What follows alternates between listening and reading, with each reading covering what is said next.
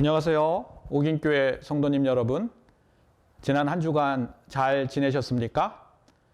양육가정 3주차 과정을 시작하겠습니다. 기도하겠습니다. 하나님 감사합니다. 주님께서 저희들 인도해 주시니 감사드립니다. 이 시간을 통해서 주님과 함께하는 시간이 될 수 있도록 허락하여 주시고 저희들의 모습을 바라볼 수 있는 시간으로 주님께서 허락하여 주시옵소서. 성령께서 친히 인도하여 주셔서 이 시간을 처음부터 끝까지 인도하여 주시옵소서. 이 모든 말씀 예수 그리스도 이름으로 기도 올려옵나이다.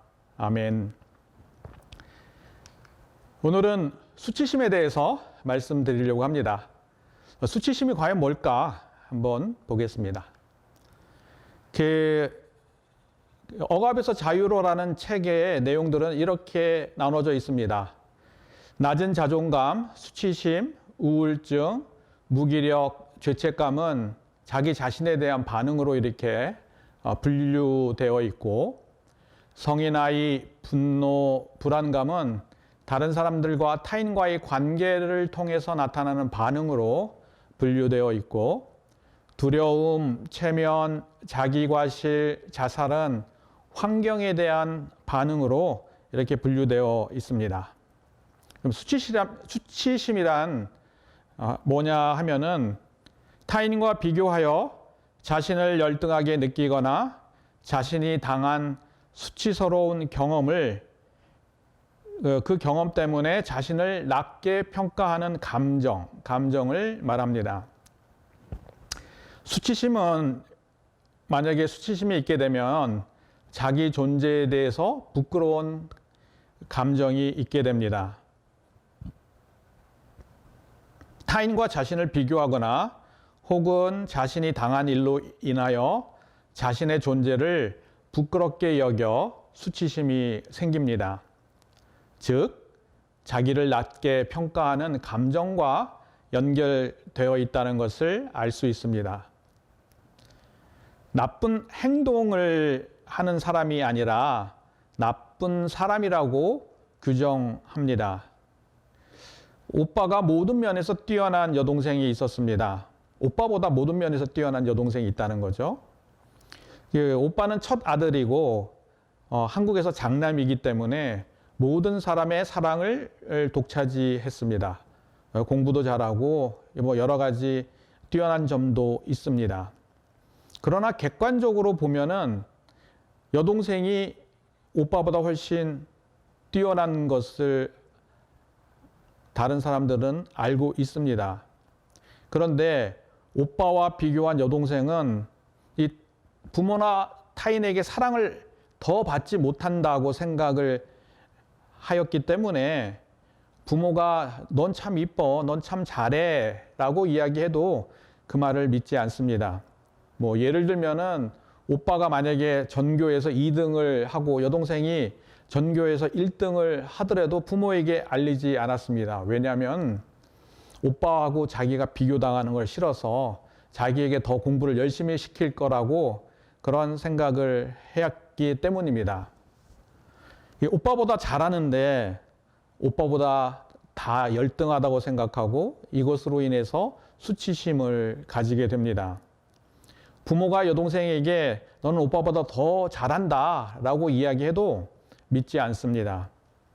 그러나 대학에 가서 다른 친구들, 가족이 아닌 다른 친구들이 너는 예쁘고 참 잘하는 점이 참 많어. 그리고 여러 가지 면에서 참 뛰어나 라는 이야기를 자주 듣자 조금씩 변하게 되었습니다. 이 오빠하고 비교해서 생긴 수치심인 것입니다. 그 수치심의 사례에 대해서 이렇게 말씀을 드리려고 합니다. 김군은 아버지 기대에 어긋나지 않기 위해서 열심히 노력했습니다. 아무리 노력해도 아버지 기대를 채울 수 없었습니다. 학교에서 김군의 성적은 상위권이었지만 김군이 아버지에게 성적표를 보여주면 아버지는 김군이 받은 A 과목 성적은 보지 않고 B 학점을 받은 과목을 봅니다. 그리고 그 B학점 받은 과목을 보고 더 열심히 해서 이 B학점을 A로 올리라고 이야기합니다. 아버지 기대에 만족시키지 못하는 김구는 자신을 부끄럽게 생각하였고 수치심을 느끼게 되었습니다. 이 성경에 보면은 암몬의 아들 한운 왕 이야기가 나옵니다. 한운 왕은 아버지 뒤를 이어서 왕이 되었습니다. 한운 왕의 아버지는 다윗을 열심히 도왔고 이를 감사하게 여긴 다윗은 아버지가 죽었을 때 조문단을 보냈습니다.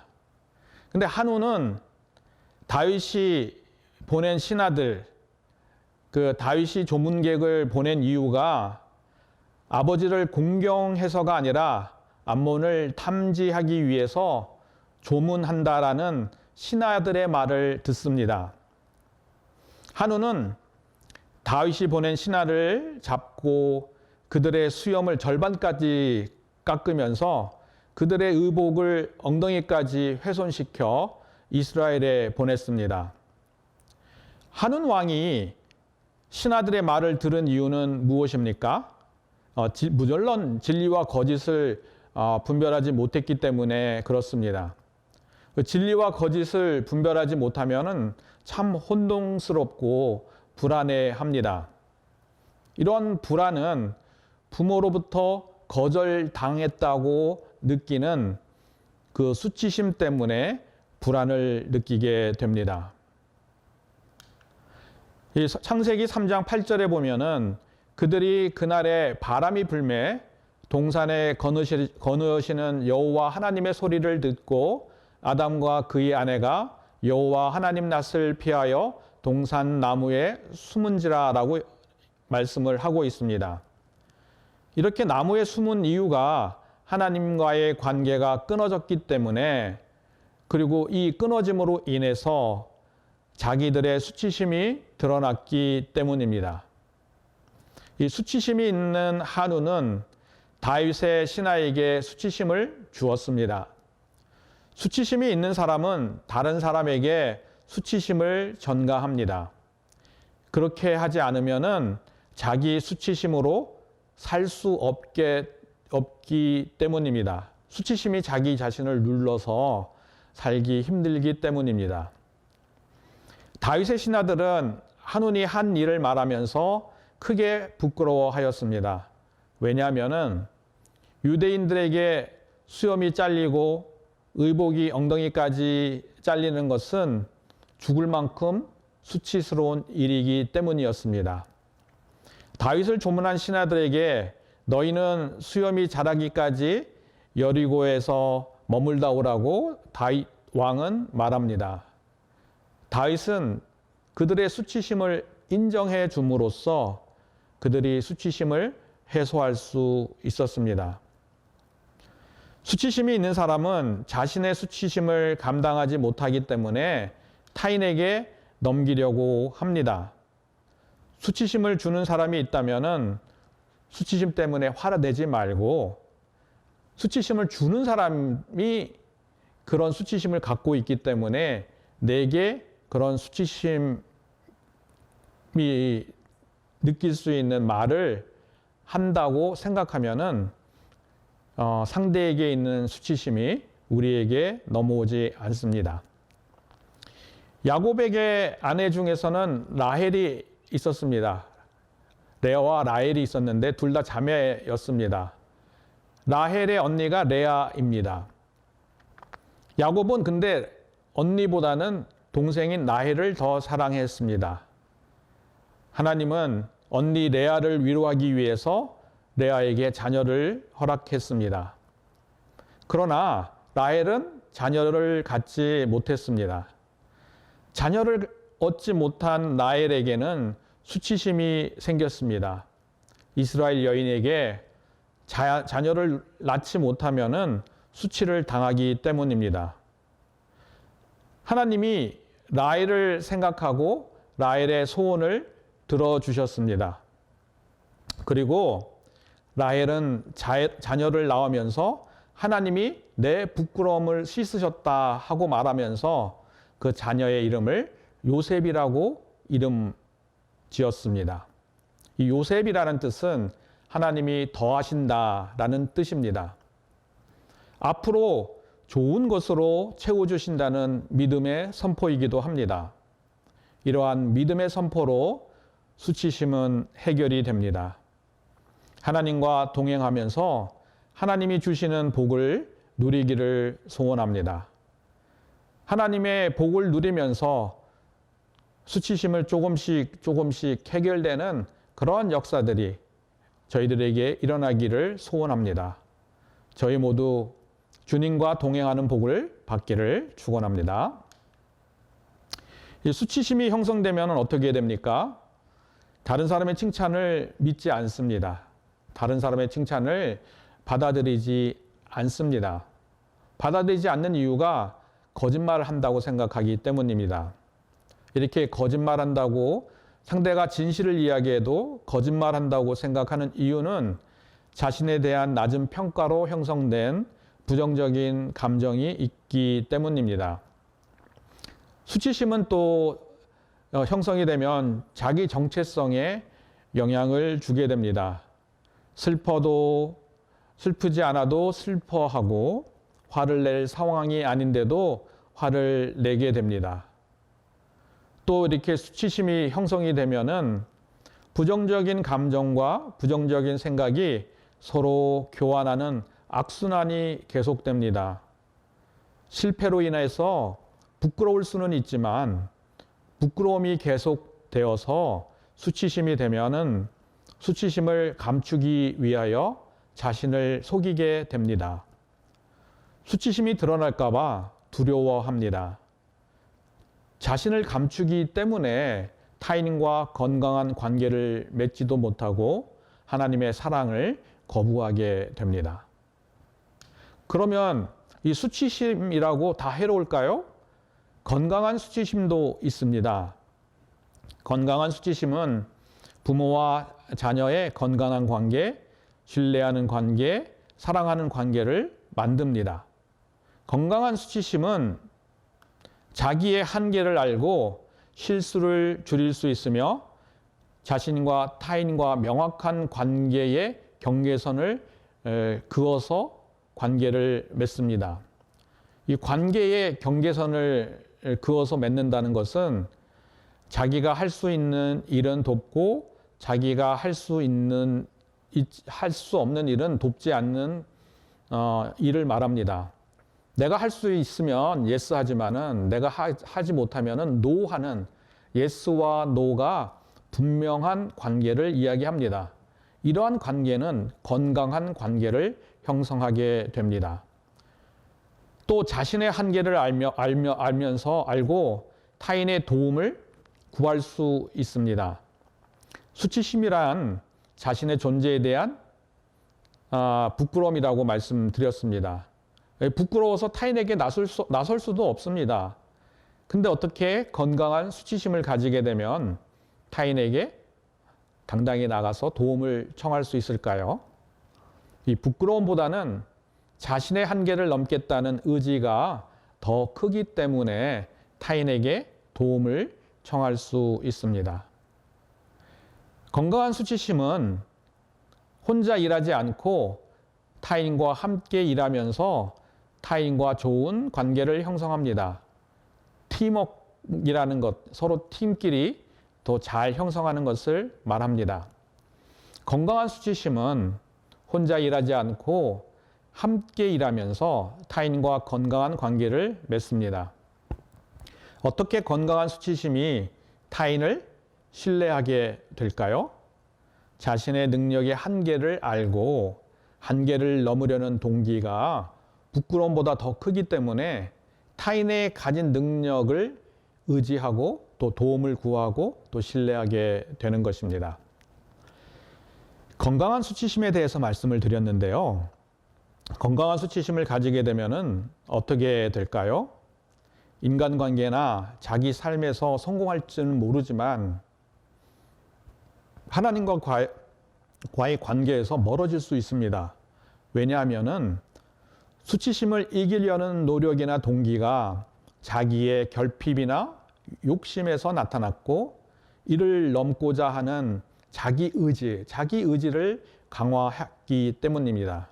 자기 노력으로 그런 일을 이루려고 하기 때문에 하나님의 은혜와 하나님의 사랑을 오히려 경험하지 못할 수도 있다는 것을 말씀드리는 것입니다. 자기 의지를 강화시켜서 건강한 수치심으로 만약에 바뀌었다면은 성경적인 관점으로 보면은 건강한 수치심도 결국 자기 능력을 의지하는 것이 되고 하나님의 능력을 의지하지 않게 되기 때문입니다. 그렇다고 우리가 건강한 수치심을 갖지 말라는 이야기는 아닙니다. 주변 상황이나 여러 가지를 통해서 건강한 수치심을 형성하더라도 하나님을 의지하는 하나님의 능력으로 건강한 수치심을 모두 다 가지기를 형성되기를 바랍니다. 그럼 수치심은 어떤 원인에서 생겼습니까? 제가 이렇게 먼저 말씀을 드렸는데 자기의 자신에 대한 낮은 평가에 대한 감정이라고 말씀을 드렸습니다. 이 수치심이라는 말과 행동, 감정을 마음속에 평가하는 데 있어서 타인과 비교하여 자신을 낮게 평가해서 생긴 감정입니다. 일반적으로 비교의 기준은 타인과 사회 규범, 사회에서 이야기하는 대로 비교하게 됩니다. 이 수치심은 절대적인 성경적인 기준에서 생겨난 것이 아니라 상대적인 기준에 의해서 나타났음을 알 수 있습니다. 이 상대적인 기준이라는 것은 개인의 경험에 따라서 다르고 문화와 사회에 따라서 다릅니다. 예를 들면은 한국에서 침을 뱉는 행위는 타인을 무시하는 행위가 되지만 아프리카에서 타인에게 침을 뱉는 행위는 타인을 반기는 행위가 됩니다. 한국에서 침을 뱉으면 상대방은 수치심을 느끼지만 아프리카에서 침을 뱉으면 상대방이 좋아하게 됩니다. 또 과거에는 한국이나 이스라엘에서 여인이 자녀를 낳지 못하면 수치심을 느꼈습니다. 그러나 현재 한국에는 자녀를 낳지 못해도 수치심이 되지 않습니다. 관습이나 사회의 생각들이 달라졌기 때문입니다.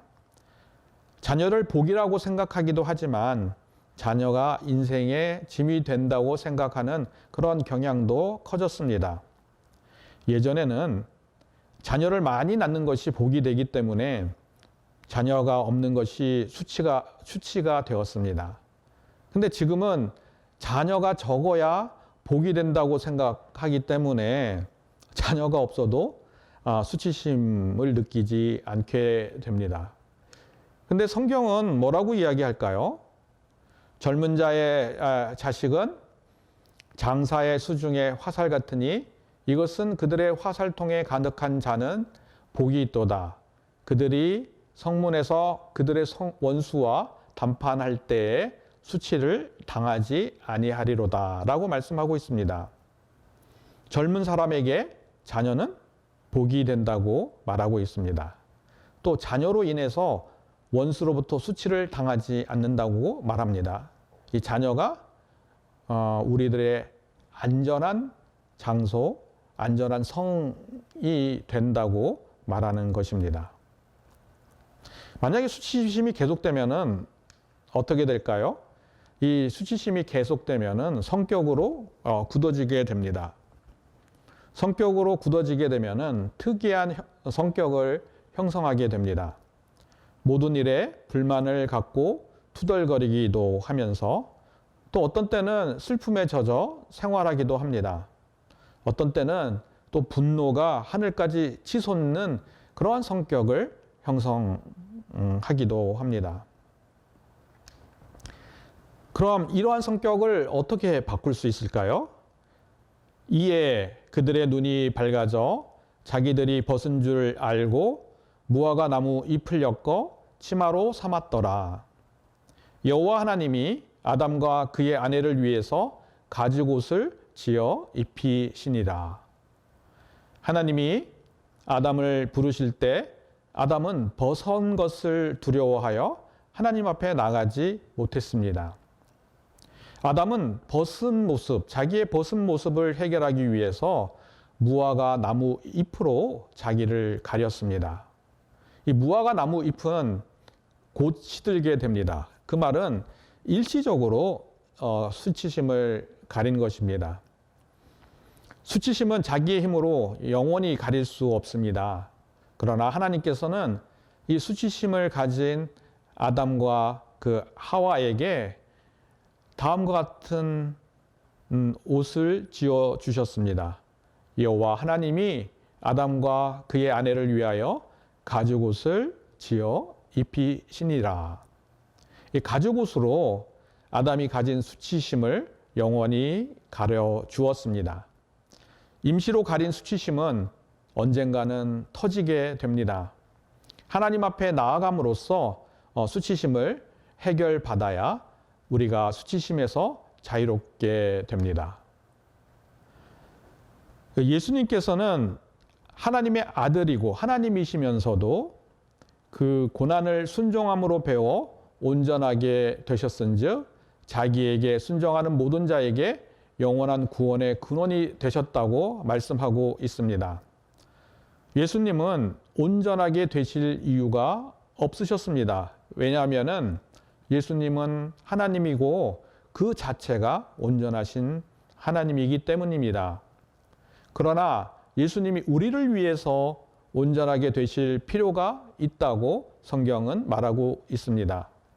이를 위해서 예수님은 고난으로 순종함을 배우셨다고 합니다. 예수님이 고난을 받으신 이유는 우리를 온전케 하시기 위함입니다. 우리도 마찬가지로 우리가 온전하게 되기 위해서 고난을 이길 수 있는 능력을 예수님으로부터 받아야 합니다. 고난을 넘을 수 있는 능력이 있어야 우리가 수치심에서 해결될 수 있는데 이 수치심을 해결하지 못하게 하는 이 걸림돌이 있습니다. 그 걸림돌이 이 고난을 넘어가지 못하게 하는 걸림돌이 있는데 그것이 수치심입니다. 우리 모두 수치심을 해결하여 고난을 이겨 고난 뒤에 있는 하나님의 축복을 누리기를 소원합니다. 그러면 저희들이 이 수치심을 어떻게 알까요? 타인과 건강한 관계를 맺기 어려워하는 자기 모습을 보면서 수치심을 진단할 수 있습니다.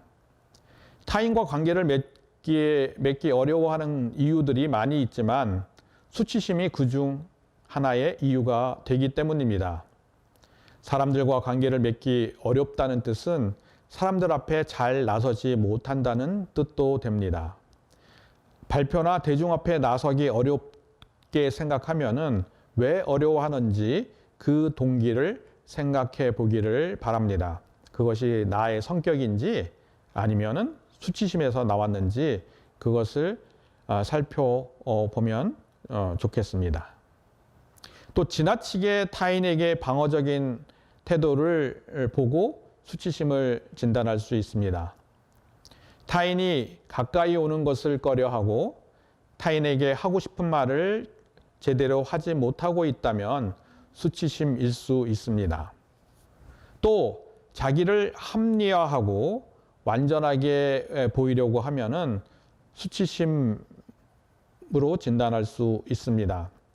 완전하지 않으면 타인에게 수치심을 느끼기 때문에 더 완전하려는 그런 모습을 보이기 때문입니다. 또 수치심을 어떻게 할까요?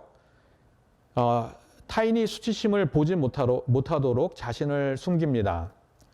타인에게 자신을 감추기 때문에 타인과 건강한 관계를 형성하지 못하게 됩니다.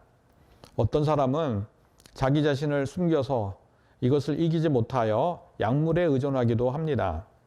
진정제, 각성제, 환각제 등을 사용하기도 합니다. 이 약물을 사용한다는 뜻은 결국 약물 중독으로 이어지게 됩니다. 자신의 모습대로 살지 못하고 타인이 원하는 모습대로 삽니다. 이를 두 번째 이제 가면을 쓰고 산다는 말입니다. 가면을 쓰고 살면 어떻게 됩니까? 타인을 위한 삶을 살게 됩니다. 자신을 위한 삶을 살지 못하게 됩니다.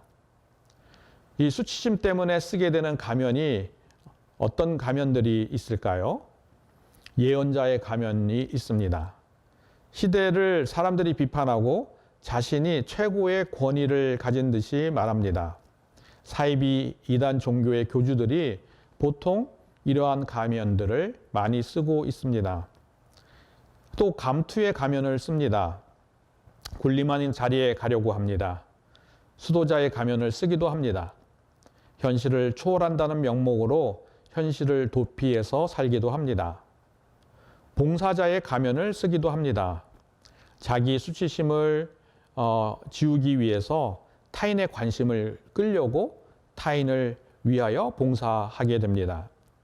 또 완벽주의의 가면을 쓰기도 합니다. 자신의 힘으로 부족한 몸을 채우려고 합니다. 또 은사의 가면을 쓰기도 합니다. 하나님께 받은 은사를 자랑하고 영적인 교만에 빠지기도 합니다. 또 박사의 가면을 쓰기도 합니다. 학위에 집착하고 학위로 수치심을 지우려고 합니다. 이 수치심을 어떻게 하느냐 하면은 물질에 집착하게 됩니다. 타인과 관계를 잘 맺지 못하기 때문에 물질을 가지고 자기 자신을 드러내려고 합니다. 재산과 돈으로 성공하면은 수치심을 해결할 수 있다고 그 마음의 깊은 동기를 가지고 있기 때문입니다. 부자가 되어서 하나님으로부터 특별한 선택을 받았다고 생각합니다. 그러나 하나님께서 은혜를 주셔서 부자가 되는 경우도 있지만 자기 노력으로 어느 정도는 부자가 될 수 있다고 성경은 말하고 있습니다. 자기 노력으로 된 부자는 하나님이 주신 은혜로 된 은혜가 아닙니다. 은혜는 하나님께서 거저 주시는 선물입니다. 이렇게 되면 열심히 노력해서 하나님의 은혜를 받을 수 있다고 착각하면서 살게 됩니다. 또 수치심을 어떻게 할까요? 쉽게 좌절하고 쉽게 분노합니다. 또 부끄러움을 알려짐에 대한 두려움이 있습니다. 또 부정적인 과거에서 벗어나지 못합니다. 예를 들면은 과거에 받은 학대가 지금까지 영향을 주게 됩니다. 성경은 과거에 매이지 말라고 합니다. 과거가 물론 현재에 영향을 줄 수 있지만은 과거에 매이게 되면 과거의 종이 되기 때문입니다. 또 수치심은 수치심으로 자기 자신을 존재 자체도 부인하게 됩니다. 또 수치심을 준 존재가 자기를 보호하여 주고 사랑한다는 그런 착각과 환상을 가지게 됩니다. 또 수치심을 억압하거나 수치심을 부인하기도 합니다. 그리고 전에 말씀드린 것처럼 자기가 가지고 있는 수치심을 타인에게 넘겨서 타인이 수치심을 갖도록 합니다. 또 수치심을 어떻게 할까요? 수치심은 분노로 나타나기도 합니다. 또 타인에게 분노함으로 일정한 거리를 두게 해서 자기를 보호하기도 합니다.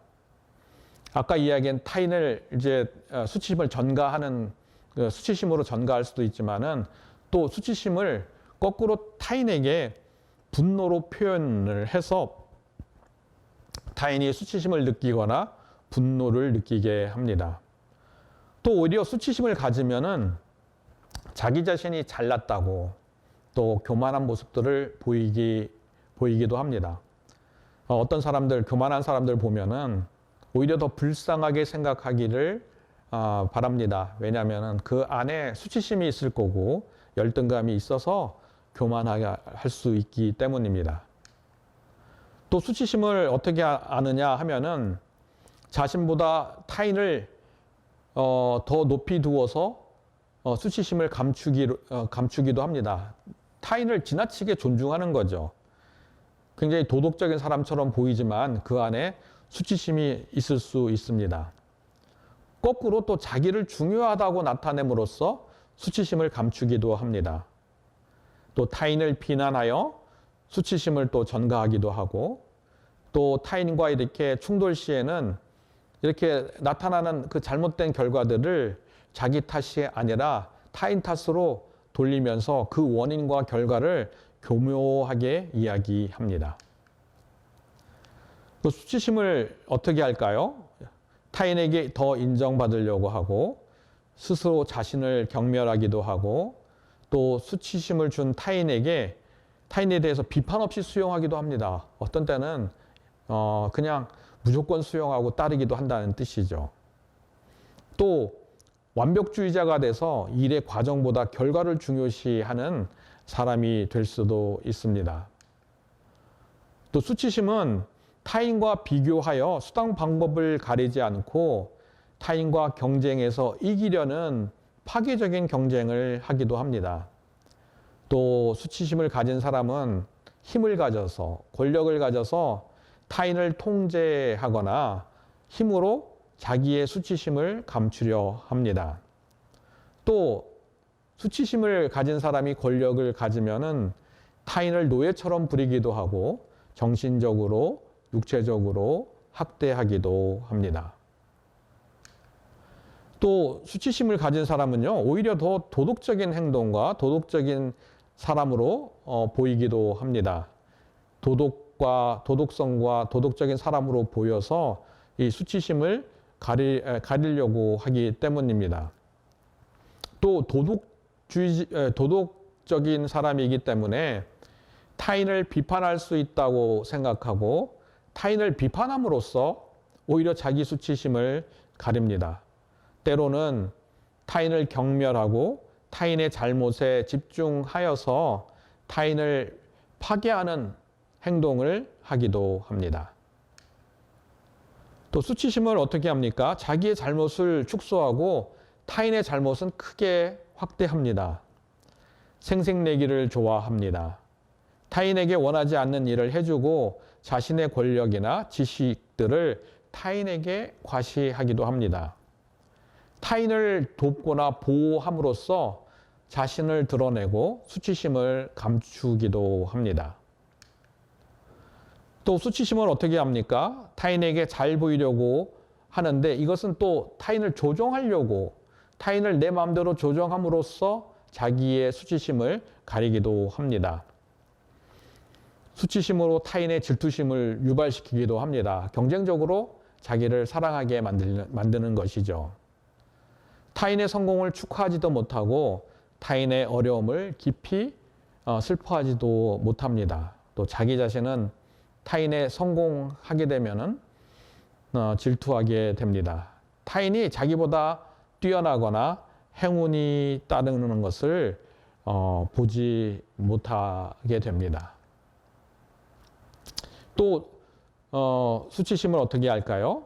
질투를 간접적으로 표현하거나 또 질투할 수 없는 상대에게는 거짓된 존경심을 표현하기도 합니다. 마음에는 평안이 없습니다. 하나님과의 관계보다는 사람에 더 초점을 둡니다. 또 외식으로 수치심을 가리게 됩니다. 바리새인들은 정말 도덕적이고 율법을 잘 지킨 사람입니다. 그런데 그 안에 수치심이 있기 때문에 더 완벽하게 도덕적으로 율법을 지키려고 했을런지도 모릅니다. 수치심을 아는 방법을 알면은 우리가 참 우리 모두가 다 수치심을 가지고 있다는 것을 알게 됩니다. 이거는 한 사람의 문제가 아니라 우리 모두의 문제인 것입니다. 이는 죄 때문에 그렇습니다. 그러나 죄로 인해서 생긴 수치심과 죄책감은 분명하게 구분해야 합니다. 수치심은 자신의 존재를 낮게 평가한 감정이지만 죄책감은 죄에 대한 책임으로 나타나는 감정입니다. 어떤 학자는 수치심이 책임감보다 더 성숙한 감정이라고 말하기도 합니다. 왜냐하면은 행동이 아닌 자신의 존재에 대한 평가가 수치심이기 때문입니다. 행동보다는 존재를 평가했기 때문에 이렇게 더 성숙한 감정이라고 말합니다. 근데 문제는 자신의 존재를 낮게 평가하면 고난이나 어려움이 올 때 이를 이길 힘이 부족합니다. 고난을 통과하여야 온전하게 되는데 고난을 통과할 능력이 약하면 온전해지지 못하기 때문입니다. 저희 모두 성령의 은혜로, 하나님의 은혜로 온전해지고 또 완벽해지고 거룩해지기를 축원합니다. 그러면 우리가 어떻게 이렇게 수치심에서 자유롭게 될까요? 수치심을 솔직하게 인정을 해야 됩니다. 어떻게 이렇게 인정을 할 수 있을까요? 이 고난을 통해서 자기의 연약함을 알게 되고 고난을 통해서 자기의 한계를 인정하게 됩니다. 또 다른 사람들과의 관계를 통해서 자기가 어려움을 겪게 되는데 그 관계라는 것은 다른 사람을 바라보는 것은 항상 동전의 양면이 있다는 것을 알면은 자기의 수치심을 솔직하게 내놓을 수 있습니다. 뭐 예를 들면은요, 아버지를 싫어하는 고등학교 학생이 있었습니다. 아버지가 엄격해서 싫다고 상담을 받았습니다. 그래서 이 학생에게 정말 아버지가 좋은 점이 없느냐, 그리고 엄격한 아버지 때문에 싫은데 이 아버지에게 좋은 점이 하나도 없냐고 물어봤습니다. 자기는 좋은 점이 하나도 없다 이렇게 말합니다. 그래도 한번 생각해보라 라고 이야기했더니 약속을 잘 지키는 것은 아버지의 좋은 점이라고 말했습니다. 근데 이렇게 보면은 약속을 잘 지키는 것하고요, 엄격한 것은 동전의 양면입니다. 엄격하기 때문에 약속을 잘 지키는 것입니다. 약속을 잘 지키는 사람이기 때문에 또 엄격할 수밖에 없는 것입니다. 이것이 동전의 양면인데요. 앞면에 엄격한 모습을 보면은 그 사람이 싫지만은 그 엄격한 면의 뒷면, 약속을 잘 지키는 모습을 바라보게 되면은 그 사람을 좋아하게 되는 것입니다. 어떠한 면도, 어떠한 상황도 동전의 양면이 있음을 분명하게 기억하고 우리가 수치심에서 자유롭게 되기를 원합니다. 또 자신의 부정적으로 평가한 생각과 감정을 분리하는 것입니다. 이 생각과 감정을 분리한다는 것은 반드시 이러한 생각을 할 때 반드시 이러한 감정이 생긴다라는 원인과 결과에 대한 관계를 끊는 것입니다. 예를 들면은 다른 사람들이 나에게 만약에 나의 어떤 너는 뭐 이렇게 공부도 못해라고 이야기를 하면은 그것이 수치심으로 될 수도 있지만은 공부를 못해라고 이야기해도 그것은 뭐 그냥 그래 난 공부 못하는 사람이니까는 맞아라고 이야기할 수 있는 것입니다. 똑같은 말을 들었고 똑같은 생각이라고 하더라도 같은 생각이라도 동일한 감정이 발생되지 않는다는 것입니다. 그러니까는 이 수치심에 연결되어 있는 부정적인 생각을 찾아서 이 생각 때문에 반드시 수치심이 일어나는 것은 맞지 않다. 항상 올바른 관계가 아니다라는 것을 알게 되면은 자기가 생각한 생각과 감정을 분리시킬 수 있습니다. 또 수치심과 연결된 사람이나 사건이나 사람들을 찾아서 그 원인을 찾아가면 됩니다. 원인을 알면 그 수치심에 대한 이해가 생기기 때문입니다. 또 수치심에서 어떻게 자유롭게 됩니까? 하나님의 부르심을 들었고 그 부르심에 응답해야 됩니다. 수치심으로 숨은 아담과 하와를 부르시는 하나님이 계십니다.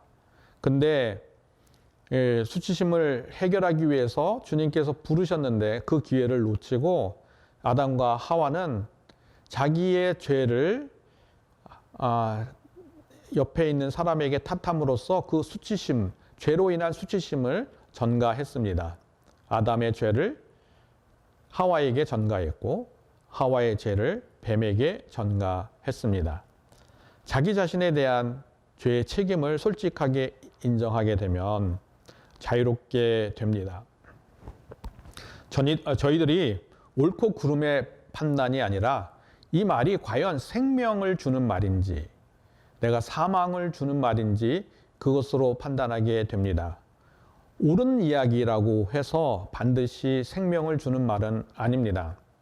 자녀에게 공부해라, 공부해서 잘 돼라고 이야기하는 것은 옳은 이야기가 될 수 있지만 그 말을 들은 자녀들에게는 사망으로 가게 되는 말이 될 수 있기 때문입니다. 이렇게 하나님께서 이렇게 부르셨는데 아담과 하와의 반응은 이렇습니다. 이르되 내가 동산에서 하나님의 소리를 듣고 내가 벗었으므로 두려워하여 숨었나이다 라고 말합니다. 벗었기 때문에 이 벗었음에 대한 수치심 때문에 하나님 앞에 나가지 못한다고 말합니다. 이 수치심은 하나님과 거리를 두게 합니다. 하나님과 친밀한 관계를 느끼지 못하게 합니다. 이 수치심이 주는 거짓말은 나를 있는 모습 그대로 보여주어서는 안 된다라는 이야기입니다. 여호와 하나님이 아담과 그 아내를 위하여 가죽옷을 지어 입히셨다고 성경은 말씀하고 계십니다. 하나님의 가죽옷으로 수치를 덮어야 합니다. 죄로부터 수치를 당하지 않게 하셨습니다. 하나님께서는 예수님께서는 십자가에서 죽으심으로써 우리의 수치심을 덮으셨음을 기억하면 됩니다. 우리 예수님께서 우리가 주신 십자가가 하나님께서 만들어 주신 가죽옷입니다. 그 가죽옷으로 덮을 때 우리의 수치가 덮여집니다. 우리가 그 가죽옷을 입지 않고 우리가 만든 무화과 나무 치마를 만들어서 수치심을 가리려고 했던 것을 회개해야 합니다. 내가 너를 권하노니 너에게서 불로 연단한 금을 사서 부요하게 하고 흰옷으로 사서 입어 벌거벗은 수치를 보이지 않게 하고 안약을 사서 눈을 발라 보이게 하라. 이 말씀은 라오디게아 교회를 향한 말씀입니다. 라오디게아 교회가 미지근한 신앙을 가졌는데 이 신앙을 가진 이유는 수치심 때문이었습니다. 수치심은 허영을 불러오고 자신을 포장하게 합니다. 당장 수치심을 가려주는 것은 무화과 나무 치마와 같은 것입니다. 무화과 나무 치마와 같은 것을 입고 수치심을 가리려고 했던 것을 회개하고 반대로 나는 예수님께서 나의 모든 수치심을 덮으셨다는 것을 믿음으로 선포합니다. 그 선포를 통해서 저희들은 그 수치심에서 해방될 수 있습니다. 자유로울 수 있습니다. 우리가 말씀 한편 보겠습니다. 그가 아들이면서도 받으신 고난으로 순종함을 배워 온전하게 되셨은즉 자기에게 순종하는 모든 자에게 영원한 구원의 근원이 되시고, 우리의 구원의 근원이 되시는 분은 오직 예수 그리스도뿐입니다. 예수 그리스도께서 고난으로 순종함을 배워서 온전하게 된 것처럼 그것을 우리가 배우기 위해서 온전하게 하시려고 한 것처럼 저희들이 고난을 통해서 저희들의 연약함과 한계를 깨닫고 그것을 통해서 오히려 그리스도께 나가고 그리스도의 모든 것을 저희들에게 십자가를 바라보고 그 십자가로 우리의 수치를 가리는 가죽옷을 입기를 소원합니다. 이로써 3강 수치심을 마쳤습니다. 감사합니다. 기도함으로 마치겠습니다. 주님 감사합니다. 저희들 이렇게 모여주시고 수치심이라는 강의를 들을 수 있도록 허락하신 것 감사드립니다. 저희들이 말씀으로 또 수치심에서 자유롭게 되고 부정적인 감정이나 생각을 저희들이 다룸으로써 우리가 수치심에서 자유롭게 되기를 원합니다. 이 시간 주님께서 역사하여 주셔서 저희들이 수치심에서 자유롭게 되게 하여 주시옵소서. 이 모든 말씀 예수 그리스도 이름으로 기도 올려옵나이다. 아멘. 네, 감사합니다. 우리 다음 주에 또 뵙겠습니다.